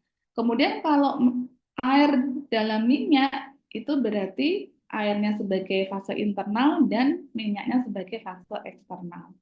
Untuk pemakaiannya, biasanya untuk per oral itu dipakainya adalah oil in water. Jadi yang minyaknya itu fase dalam, airnya itu fase eksternal. Karena fase eksternal air itu kan dia akan ketemu dengan lidah kita yang terbiasa dengan rasa air daripada rasa minyak, jadi lebih nyaman. Kemudian kalau untuk penggunaan luar, dua tipe ini nggak masalah, mau WO, mau OW silahkan. Ini contoh emulsinya. Kemudian kita melangkah ke tintur berupa larutan etanol atau hidroalkohol dibuat dari bahan tumbuhan atau senyawa kimia. Ada tintur yodium sampai dengan tintur benzokain. Keuntungannya etanol sendiri adalah suatu pelarut yang sekaligus dia bisa apa? Sebagai pengawet ya, antimikroba. Nah, ini sirup kering. Kalau kalian ingat lagi, sirup kering itu adalah contoh real dari suspensi. Jadi serbuknya, ada antibiotik di situ sudah ditambah bahan tambahan yang berupa suspending agent. Sehingga ketika ditambah air, nah dia bisa larut ke sana dan lebih stabil. Kita masuk ke semi padat ya. Semi padat itu ada salep ya, bahan dasar salep, ada bahan dasar salep hidrokarbon berupa vaselin, kemudian parafin, kemudian ada bahan dasar salep serap, ada lanolin, ada adeflanan. Kemudian ada salep mata ya, salep mata yang digunakan diaplikasikan untuk pengobatan sakit mata. Ini harus diperhatikan bahan dasar salepnya tidak boleh yang bersifat basah atau mengandung basah karena itu akan perih sakitnya. Contoh-contohnya seperti tertera di situ ada oksidatif krim dan kawan-kawannya. Kemudian ada salep kulit. Nah, ini biasanya bahan dasar salepnya adalah yang berupa bahan dasar salep hidrokarbon serap yang paling disukai ini. Contohnya itu ada mifuracil, bentamisin. Kemudian krim. Nah, kalau krim dengan salep konsistensinya kan lebih encer krim. Kenapa? Karena 60% dari bahan aktif yang biasa digunakan untuk menyusun formula krim itu adalah berupa cairan. Sehingga apa? Konsistensinya lebih encer dibandingkan dengan salep. Kalau pasta, ini 50% zat aktifnya itu berupa serbuk yang dimasukkan dalam basis salep. Sehingga apa? Dia kepadatannya atau konsistensinya paling padat, kemudian baru disusul salep, dan yang terakhir yang paling encer adalah kering. Nah, ini untuk tetes ya, ada bisa berupa larutan, emulsi, kan, seperti itu. Bisa untuk obat dalam maupun luar ya digunakan dengan cara meneteskan ya. Kemudian penetesnya itu juga sudah penetes baku dalam farmakope Indonesia. Jadi tetesannya berapa itu sudah diukur standar bakunya. Kemudian ada tetes hidung, tetes mata, dan juga tetes telinga. Kemudian gargle obat kumur ya biasanya digunakan untuk berkumur ya berisi antiseptik ya. Contohnya ada iodin gargle. Kemudian kita bahas persediaan steril atau injeksi ya beberapa larutan, emulsi maupun suspensi atau sebut steril ya yang nanti harus direkonstruksi cairannya digunakan untuk injeksi baik intravena, subkutan, intrakutan, intramuskular dan kawan-kawannya. Nah, syarat obat injeksi pasti harus aman, jernih, tidak berwarna, kemudian isolitis dan isotonis artinya harus bisa menyesuaikan pH tubuh dan juga tonisitas dari sel. Nah, ini bertujuan apa? Ketika diinjeksikan itu tidak terasa sakit ya. Tujuannya seperti itu. Dalam formulasi seperti itu. Tapi ini faktanya tetap injeksi itu sakit. Kemudian harus steril dan juga bebas pirogen. Kemasannya ada dua, dalam kemasan vial, ya ada tutup karet di sana. Kemudian ada kemasan ampul yang berupa kaca yang dipatahkan. Oke. Any question? Ada pertanyaan? Kan sifatnya ini mereview doang kali. Udah pada tahu bentuk sediaan obat. Mau ada pertanyaan nggak? Pada mau nanya nggak?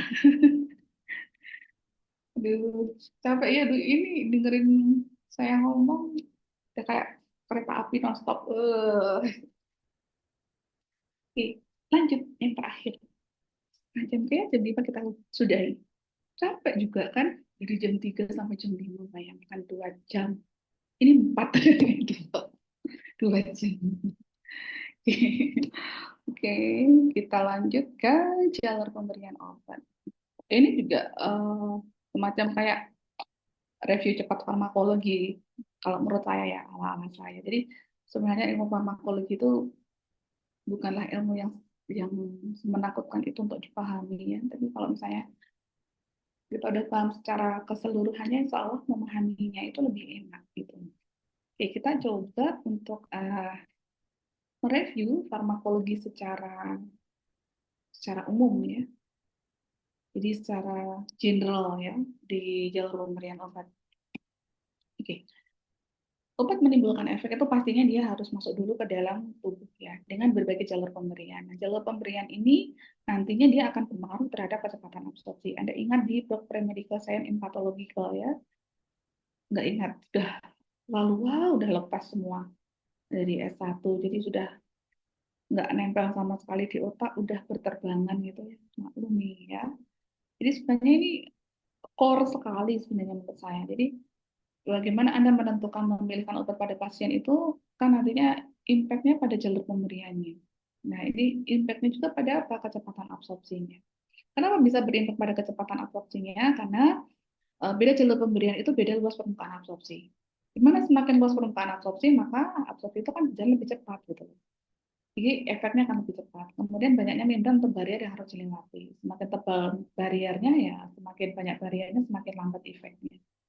Banyaknya obat yang terdegradasi ya pastinya kita nggak bisa berintervensi secara banyak karena ini terkait dengan formulasi ya. Kalau udah masuk ke dalam tubuh kan nanti bertarung antara yang diabsorpsi dengan yang dia terdegradasi karena enzim sitokrom P450 dan kawan-kawannya ya. Kemudian jumlah ikatan dengan depot. Ini ada beberapa faktor ya. Jadi banyaknya protein plasma yang terbebas itu nanti juga akan berikatan dengan obat. Akhirnya apa mempengaruhi banyaknya obat yang dia masuk pada fase absorpsi. Oke, jadi sebelum memberikan efek, obat harus masuk dulu ke dalam tubuh ya dengan berbagai cara ya. Oke, kita langsung melihat. Ini rute pemberian obat, karakter dan bioavailabilitasnya. Secara umum rute pemberian obat kan ada dua, enteral dan parenteral. Nah, kemudian uh, rute pemberian yang berbeda ini akan berakibat pada bedanya bioavailabilitas obat. Apa itu bioavailabilitas obat? Bioavailabilitas obat itu kata lainnya adalah banyaknya obat yang dia bisa masuk ke dalam sirkulasi sistemik atau kadar obat di dalam darah atau kadar obat di dalam tubuh atau banyaknya obat yang masuk ke dalam tubuh. Intinya itu bioavailabilitas itu menggambarkan itu. Nah, dulu susah ngapalin bioavailabilitasnya. Nah, sekarang kita lihat kenapa jalur pemberian itu berpengaruh terhadap bioavailabilitas. Jadi jalur pemberian berpengaruh terhadap banyaknya obat yang ada di dalam tubuh, kadar obat di dalam tubuh. Ya. Nah, ini kita lihat jalur pemberian, kemudian bioavailabilitasnya, dan juga kelebihan dan kekurangan ya dari cara pemberian ini. Intravena adalah salah satu jalur pemberian yang spesial menurut saya, karena jalur pemberian ini tidak melalui fase absorpsi, melainkan jalur pemberian ini langsung masuk pada fase distribusi, ya, di mana dia langsung masuk peredaran darah, ya, masuk ke dalam sirkulasi sistemik. So, bioavailabilitasnya adalah 100%, 100%. Artinya, jika kita memberikan obat melalui jalur intravena, dosisnya sebesar 100 mg, maka 100 mg itu kita akan temukan di dalam darah, berada dalam sirkulasi sistemik karena langsung masuk semuanya. Jadi bioavailabilitasnya adalah 100%. Nah, ini ciri khasnya adalah karakteristiknya adalah onsetnya cepat. Ya, karena dia kan langsung terdistribusi kan, nggak ada fase absorpsi, sehingga apa? Onsetnya sangat cepat. Next-nya adalah Anda lihat intramuskular dan subkutan. Ya, intramuskular ke otot, subkutan ada di bawah kulitnya. Nah, ini bioavailabilitasnya adalah 75 kurang dari sama dengan atau lebih kecil dari 100. Sebenarnya ini nggak bisa sama dengan 100, karena yang mutlak 100 itu adalah di intravena. Nah, ini lebih kecil atau sama dengan 100, 75% sampai dengan lebih kecil atau sama dengan 100. Artinya, jika kita memberikan obat pada dua jalur ini, bisa jadi kemungkinan kita memberikan 100 mg, itu yang masuk ke sana itu cuma 75 mg, sampai dengan mungkin 95 mg, 98 mg, itu pun jarang. Jadi bioavailabilitasnya sebesar itu. Ya. Nah, yang jadi karakteristiknya apa? Kalau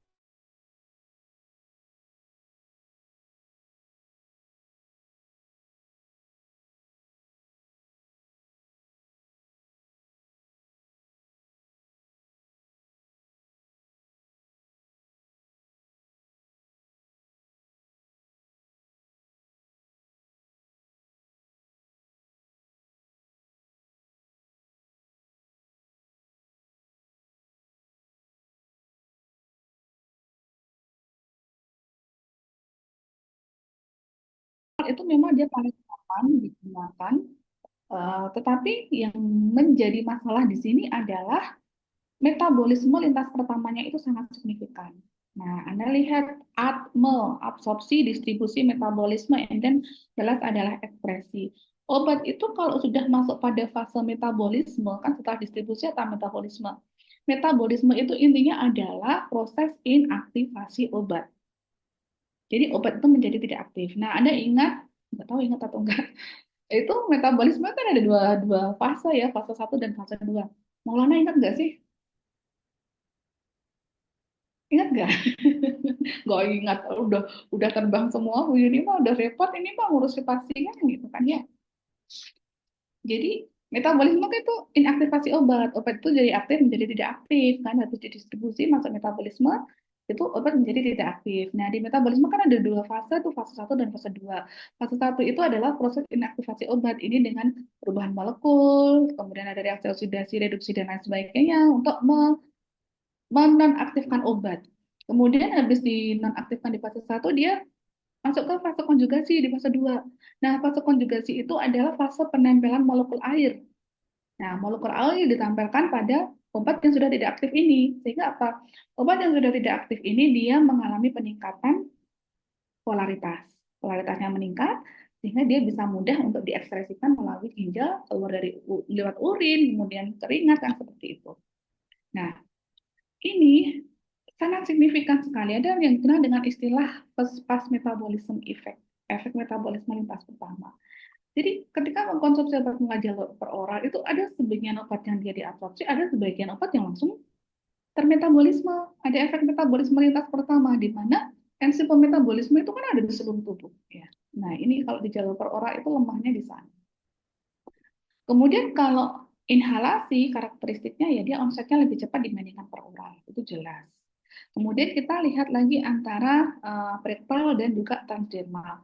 Kalau rektal itu bioavailabilitasnya adalah 30 kurang dari 100. Nah, ini karakteristiknya metabolisme lintas pertamanya itu terjadi, tetap terjadi, tetapi lebih rendah dibandingkan dengan jalur per oral. Kenapa bisa terjadi seperti itu? Karena untuk parektal ini kan ada jalur yang dia masuk ke sirkulasi portal hepatik dari rektal ini. Nah, itu tergantung pada nanti penempatan suppositorianya. Kalau terlalu ke atas ya bisa jadi dia akan metabolisme jadi lebih besar. Kemudian kalau pas di tengah ya udah absorpsinya bagus. Kalau terlalu ke bawah penempatannya bisa keluar lagi obatnya kan seperti itu. Kemudian transdermal, ya kapasitasnya 80 sampai dengan kurang dari 100. Karakteristiknya ini karena ditempelkan melalui permukaan kulit kan dalam bentuk patch gitu. Kalau kalau bingung patch, ya udah tahu patch ya, patch jerawat itu loh yang kecil-kecil buat nutupin jerawat di muka itu namanya patch, tapi minyak patch jerawat. Ini itu juga termasuk transdermal. Nah, ini absorpsinya lambat ya, sebagai karakteristik dia lambat absorpsinya. Kemudian digunakan untuk menghindari metabolisme lintas pertama, kemudian bisa untuk penggunaan jangka panjang. Ya, tapi ya itu tadi ada barrier di kulit ya. Nah, sel-sel kulit mati. Oke, ini kan kalau kita lihat berdasarkan konsepnya, paling cepat kan intravena, kemudian disul muskular, kemudian subkutan, jelas itu per oral. Jadi kalau kita lihat ada beberapa istilah di sini ya. Ini kan semakin antara apa konsentrasi versus waktu kan. Lama kelamaan kan obatnya terekspresi kan sehingga akan turun karena akan landai kurvanya. Kalau intravena ya tinggi dulu awal-awal nanti kadarnya tinggi seperti itu. Nah, ini ada beberapa uh, istilah yang biasanya cukup akrab di farmakokinetik ya, ada CPMAC, TEMAC, onset, clearance, dan juga tes tengah atau waktu paruh ya, half time. CPMAC itu adalah konsentrasi maksimal obat di dalam darah. TMAC itu adalah waktu di mana obat itu mencapai konsentrasi maksimal di dalam darah. Onset itu adalah awal mula obat bekerja. Waktu dari obat itu diberikan sampai obat itu menimbulkan efek pertama kali. Clearance itu adalah salah satu besaran luaran dari kinerja ginjal. Kemudian tes tengah atau alpha step adalah waktu di mana obat itu mencapai setengah konsentrasi maksimal di dalam darah. Itu definisi singkatnya. Ini ya, kecepatan ya. Aku tahu, Maulana sampai pusing. Ini mah ngomongnya ada kayak apa kereta tanpa henti gitu. Apa-apa bisa dimengerti. Kan yang penting bisa dimengerti. Ada recordingnya. Kemudian kita coba lihat jalur ya. Kita ingat lagi ada peroral, jalur enteral ya, yang melalui saluran cerna. Kemudian kita secara review secara singkat aja, nanti bisa dibaca sendiri. Kalau peroral kan paling akrab, paling mudah ya. Tapi tadi bioavailabilitasnya itu yang paling jelek ya, yang paling jelek bioavailabilitasnya karena terjadi first pass effect metabolisme yang sangat besar. Kemudian karakteristiknya lagi juga kalau kita tadi minum obat bersama dengan makanan dan minuman pasti akan ada pengaruhnya. Kan tadi ada di Pio tadi ya, jelaskan tentang drug interaction between food and beverage. Jadi ada interaksi obat dengan beberapa makanan, ya ada pisang, kemudian ada susu, terus kemudian makanan serat tinggi, ada sayuran juga kan gitu kan banyak sekali. Terus kemudian kecepatan pengosongan lambung itu juga berpengaruh terutama untuk obat-obat antibiotik cadangan penisilin ya. Jadi kalau kecepatan pengosongan lambungnya itu dia cepat, nanti obatnya banyak bertemu dengan di sini cairan asam lambung yang dia akan merusak nih obat-obat golongan penisilin ya. Nah, apa namanya beta laktamnya itu akan rusak ya. Jadi beta laktam dirusak oleh beta laktamase gitu ya. Nah, makanya obat-obat antibiotik golongan penisilin itu biasanya dibuat dalam bentuk tablet salut. Nah, inilah teknologi. Teknologi itu mengatasi masalah-masalah yang timbul seperti ini. Jadi kalau obatnya dirusak di lambung, nah dia kita buat dalam bentuk salut, dibuat salut di mana ketika masuk ke lambung dia nggak hancur di lambung, terlindungi obatnya gitu. Kemudian oke, bisa lepas lambas juga ya, preparat lepas lambat bisa tablet salut ya. Kemudian sublingual, ini udah nggak usah saya bahas lagi ya, karena tadi di awal-awal kita udah bahas ya. Oke, kemudian rektal. Nah, ini cara pakai untuk mengedukasi pasien ya. Biasanya kalau kita ngomong, ini obatnya nanti ini ya, dipakainya dimasukkan melalui dubur. Automatically pasien itu akan berpikir, ini pakai obatnya itu di kamar mandi. Kan ya, kan seperti itu. Itu nggak bisa ini obatnya, oh berarti nanti aku pakaiin yang kamar mandi lah gitu. Padahal kan ini obat nggak dipakai di kamar mandi. Ada pasien yang pakai obat di kamar mandi, begitu udah dimasukkan, berdiri kan dia, oh obatnya lepas gitu, keluar lagi kan. Nggak, ini banget gitu loh. Nah, makanya kan harus bagaimana cara mengaplikasikan obat yang benar, karena kan berimbas pada efek yang diberikan, seperti keberhasilan terapi gitu.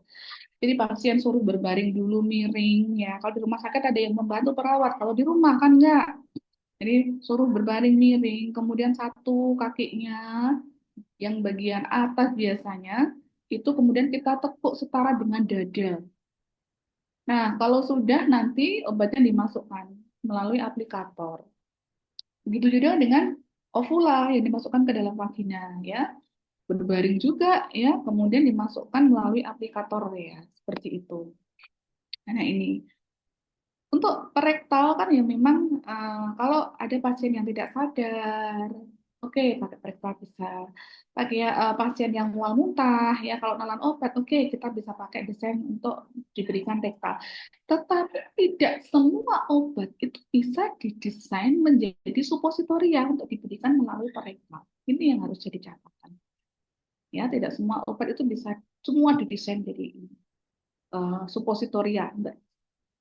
Nah, kemudian 50% aliran darah dari bagian utama rektum itu kan tadi saya cerita, oh melintasi sirkulasi portal ya, sehingga biotransformasi itu kata lainnya adalah metabolisme, proses inaktivasi obat. Nah, ini tidak sebesar per orang. Oh, jeh dok, masih. Iya. Nah, kemudian rute tadi saya bilang sublingual yang di bawah lidah, luka, kemudian rektal, itu memang bagus untuk obat-obat yang bahan aktifnya memang dia rusak oleh lambungnya, jadi dia tidak melintasi lambung. Oke. Kemudian parenteral sekarang yang injeksi. Nah, penggunaan parenteral itu digunakan untuk obat yang absorpsinya buruk melalui saluran cerna dan untuk obat seperti insulin yang tidak stabil dalam saluran cerna, maka desainnya dalam bentuk injeksi. Nah, rute pemberian obat dengan parenteral itu juga digunakan untuk pengobatan pasien yang dia tidak sadar dan dalam keadaan yang memerlukan kerja obat yang cepat atau onsetnya butuh yang cepat. Nah, pemberian parenteral ini memberikan kontrol paling baik terhadap dosis yang sesungguhnya dimasukkan ke dalam tubuh. Nah, ini ada pemberian intravena ya. Ini saya ini yang bagian pentingnya aja ya. Jadi untuk intravena adalah satu-satunya jalur pemberian yang dia tidak melalui absorpsi kan ya, karena dia distribusi. Karena langsung melalui distribusi ini yang bahaya, yang salah satu kelemahan intravena adalah ketika di situ terjadi yang namanya overdose obat atau keracunan obat. Nah, ini jarang sekali bisa diselamatkan. Karena apa? Karena obatnya langsung masuk jalur distribusi. Beda dengan per oral. Kalau per oral kan ada fase absorpsi, baru distribusi, metabolisme, ekspresi. Nah, ketika ada kasus overdose obat melalui per oral atau keracunan obat melalui per oral, ini bisa diatasi dengan memberikan karkoal ini aktif ya, jadi karbon aktif, aktivated karkoal ya. Nah, karbon yang diberikan ini kalau melalui jalur peroral dia bisa melakukan mekanisme emesis. Jadi dia mereabsorpsi ulang gitu, rekor. Mengabsorpsi gitu, mengabsorpsi obat-obat yang sudah masuk tadi melalui peroral itu diabsorpsi ulang oleh ini aktivated karbon itu ya atau karkoal itu ya di bisa menarik lagi obat yang sudah masuk ke dalam absorpsi ini ditarik lagi sehingga apa kan untuk bisa menyelamatkan pasien yang dia overdose secara peroral ataupun keracunan obat secara peroral itu lebih besar dibandingkan yang dia secara intravena. Gak bisa kalau intravena itu kita lakukan pemberian karkoal gitu nggak bisa karena ya udah beda jalur, udah didistribusi karkoal masih di level absorpsi kan seperti itu. Oke, kemudian yang dalam sekolah sudah, untuk kutan juga sudah tadi. Kita masuk ke inhalasi ya, inhalasi.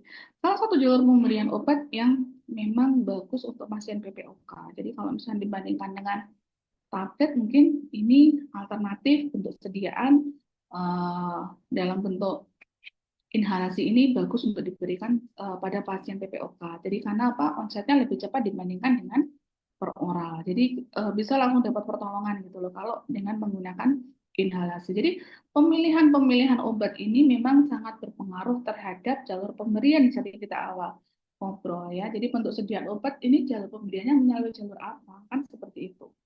Akan berpengaruh terhadap onset dari obat yang diberikan. Kemudian ada intranasal. ini melalui selaput lendir hidung ya. Jadi ada beberapa jenis obat seperti desmopresisin ya, kemudian ada beberapa hormon yang digunakan untuk pengobatan osteoporosis itu diberikan melalui jalur intranasal. Jadi ada lendir di hidung yang itu nanti bisa untuk jalur pemberian obat. Saya dulu pas oh Waalaikumsalam, Jedok, monggo.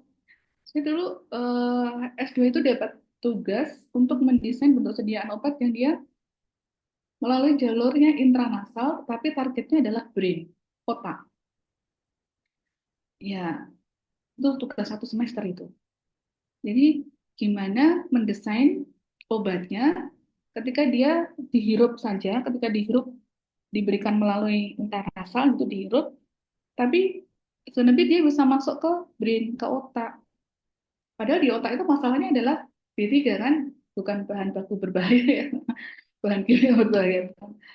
Bukan apa B3 itu BBB grupnya Raffi Ahmad zaman dulu, bukan. Jadi BBB itu blood brain barrier, jadi atau sawar darah otak. Wah, itu susah sekali ditembus itu.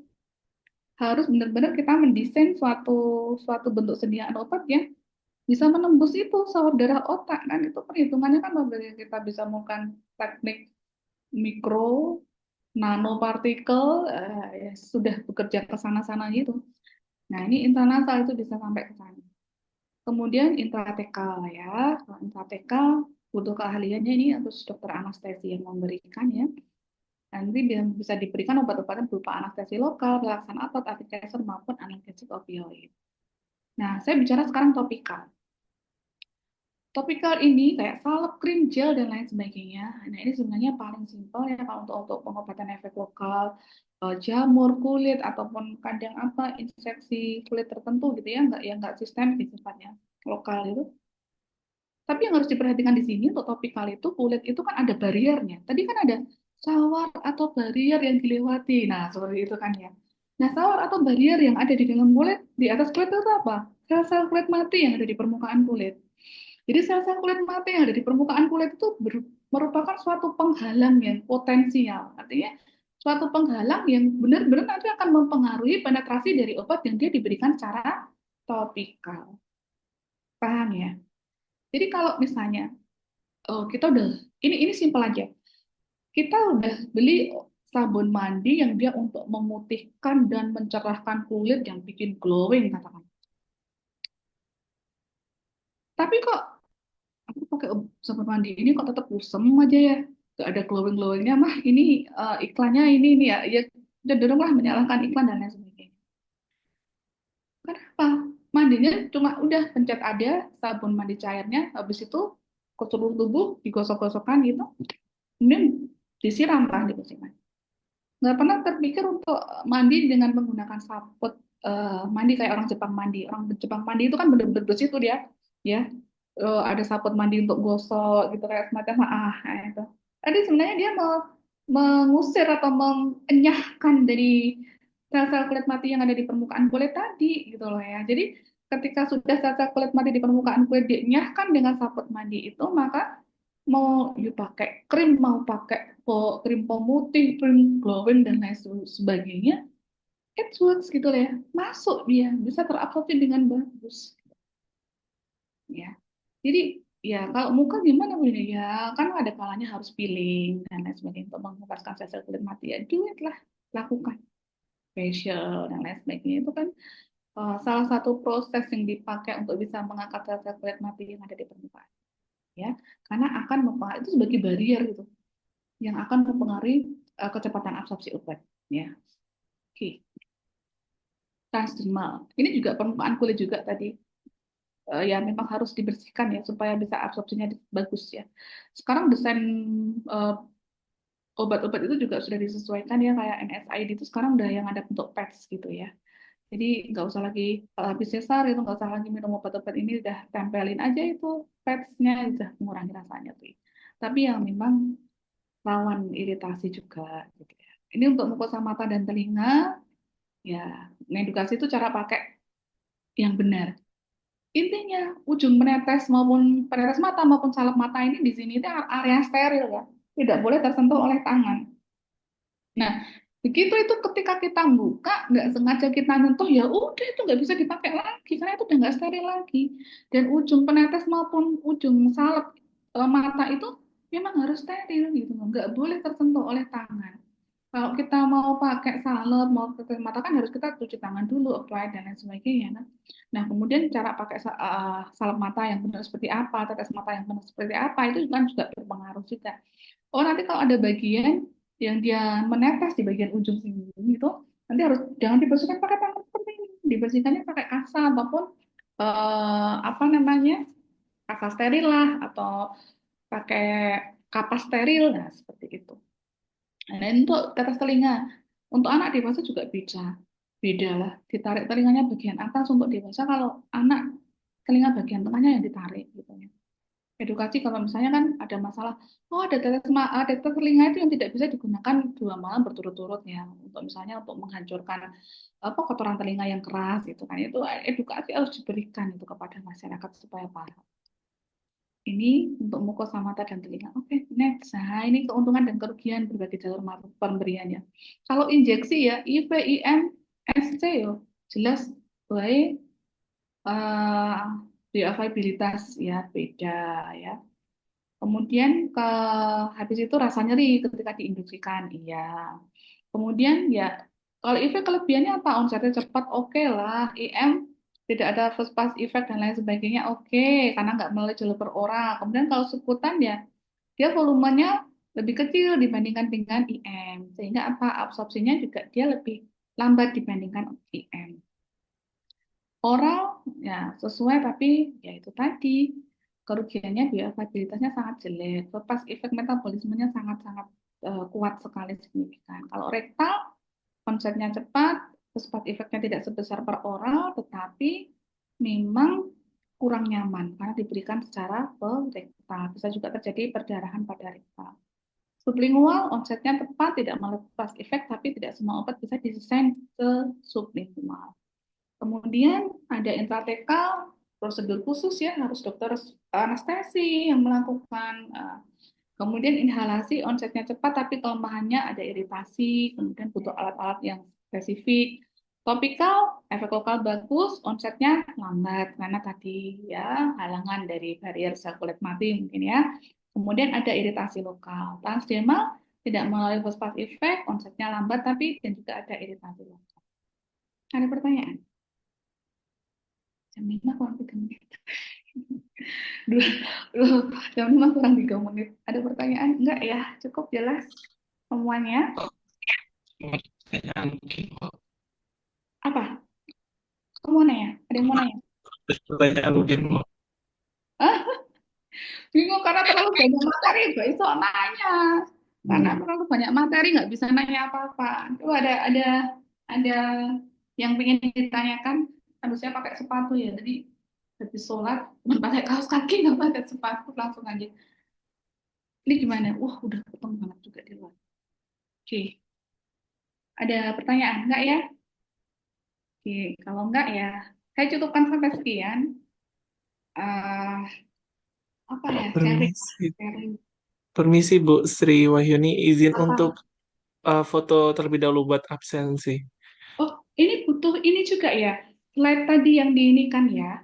Iya, Bentar. sampun Bu. Oke. Salwa bisa dibantu untuk presentasi Wak. Oke, tak tak share dulu yang tadi materinya tadi. Tadi sebenarnya pas saya ngomong tadi di apa namanya? Yang tadi sampun di screenshot Bu. Oh, sudah.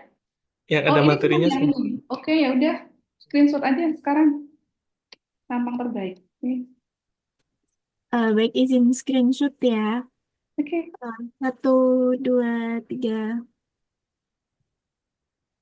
Udah? 1, 2, 3. Sudah. Terima kasih Salwa. Aduh. Oke, thank you semua.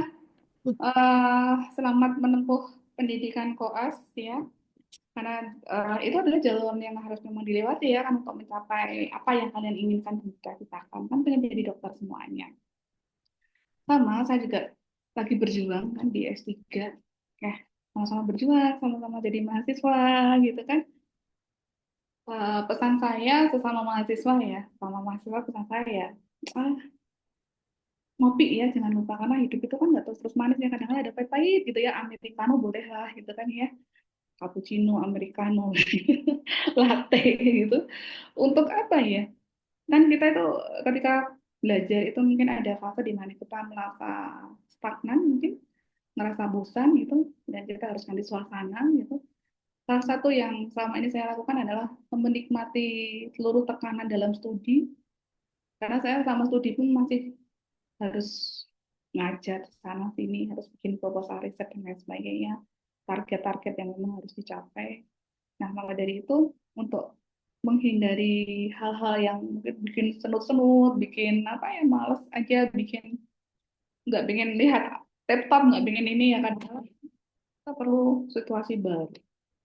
Jadi butuh untuk eh, melihat lingkungan baru, itu aja. Jadi pesan saya ya, ya itu aja. Kadang-kala ngopi, olahraga. Saya tuh sama S3 olahraganya gila-gilaan. Mulai dari tenis, nge-gym, kemudian sampai renang, kemudian yoga gitu. Just for releasing stress gitu. Jadi bonusnya langsing oke, bonusnya sehat oke, stresnya hilang iya. Ya, kembali lagi itu nanti banyak cycle dan lain sebagainya yang bisa ini. Pesan saya cuma itu yang selama ini mungkin saya lakukan ya, karena belajar itu memang berat gitu loh. Apalagi kita menempuh studi yang juga cukup berat koas, itu kan berat. Dengan stres, dinikmati gitu aja ya. Telepon orang tua, tanyain kabar, suruh doain, bilangin transferannya jangan telat gitu ya. Karena saya mau ngopi pak gitu. Gitu ya. Mungkin itu saja dari saya. Semoga bermanfaat. Sampai sekian. Assalamualaikum. Sampai jumpa. Dadah. Terima Waalaikumsalam. kasih banyak, Bu. Iya. Terima kasih Oke. banyak. Ha, Bye, thank Bu. you.